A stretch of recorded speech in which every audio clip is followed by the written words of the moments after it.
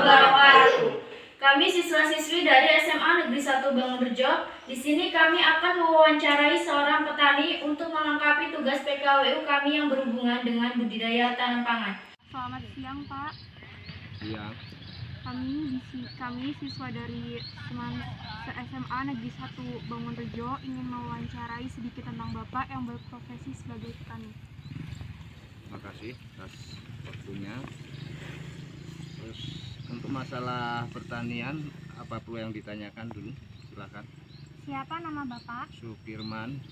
Sejak kapan Bapak melakukan kegiatan penanaman tanaman padi? Kalau menanamkan tadi itu sudah cukup lama ya. Kalau masalah tentang padi, jadi untuk padi itu dari pertama kita tanam sampai dengan kita sampai dijemur kering sampai di lumbung, itu selama kurang lebih 4 bulan. Sudah berapa lama Bapak menjadi seorang petani? Nah, kalau masalah petani itu sudah lama, sekitar kurang lebih ya 20 tahunan. Kira-kira luas sawah Bapak berapa? Kalau masalah sawah sekitar 1 hektar. Apakah alasan Bapak memilih menjadi seorang petani? Nah, gini, alasan saya jadi petani karena apa, kita kalau nggak ada petani kayak istilahnya untuk mencukupi ya segala macam kebutuhan kita, kan bahan pokok namanya padi, itu bahan pokok kita makan sehari-hari. Jadi saya memilih hal seperti itu karena ya itu tadi, itu bahan pokok kita. Apa tindakan Bapak dalam menyuburkan padi? Kalau tindakan saya untuk menyuburkan padi, terutama itu ya dari pengelolaan tanah. Yang pertama kali ya positif dibajak, yang kedua itu pemupukan untuk rabuk kandang ya. Setelah rabuk kandang itu proses yang kedua itu selama 12 hari ya. 12 hari itu kita pupukan ya, pupuk urea sama poska ya yang bersubsidi, itu selama 12 hari ataupun 15 hari.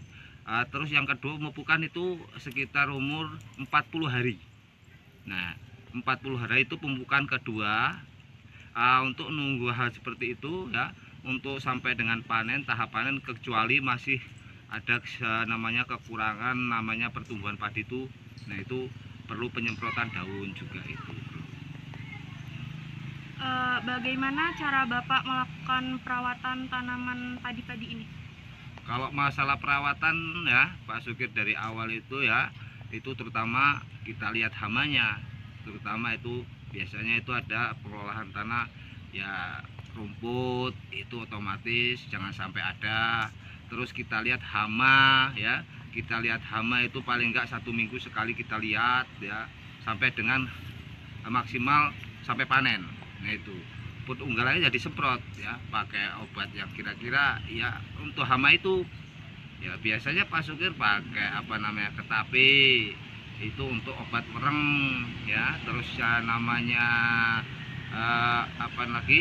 untuk obat itu pakai mijindo, walang sangit dan sebagainya, itu pakai itu Pak Sukir.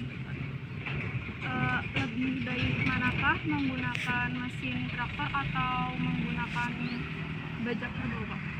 Kalau lebih simpel itu enakan traktor. Kalau istilahnya traktor itu kita enaknya gini, itu kita nggak kerja 2 kali ya.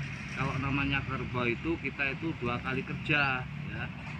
Maksud saya 2 kali kerja itu ada tahap proses. Tahap proses itu ada kita cari orang lagi, itu lebih rumit, nambah dana biaya untuk operasional. Nah, itu tadi kalau pakai kerbau.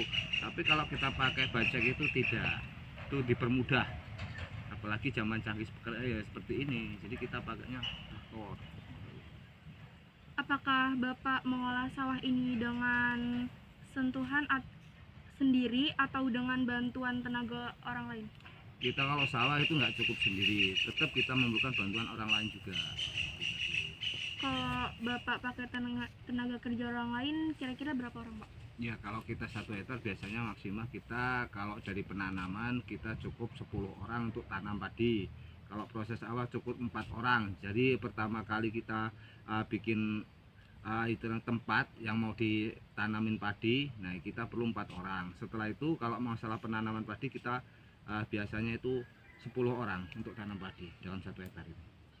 Kira-kira berapa lama ya Pak masa panen padi-padi ini? Nah, kalau masalah padi dari awal sampai kita tanam sampai akhir itu untuk 4 bulan. Berapa lama masa awal hingga masa panen?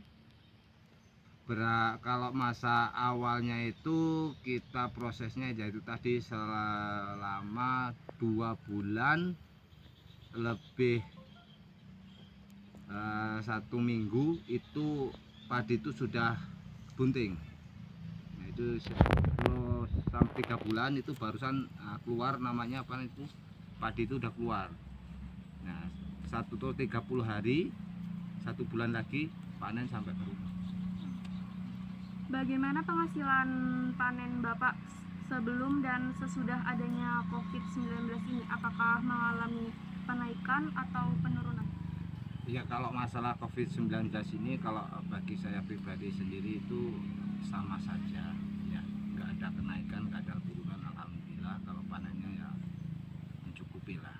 Jadi sama walaupun tanpa COVID ataupun sekarang COVID, alhamdulillah panennya tidak berubah. Sebelumnya terima kasih Pak karena Bapak udah bersedia untuk kami wawancarai.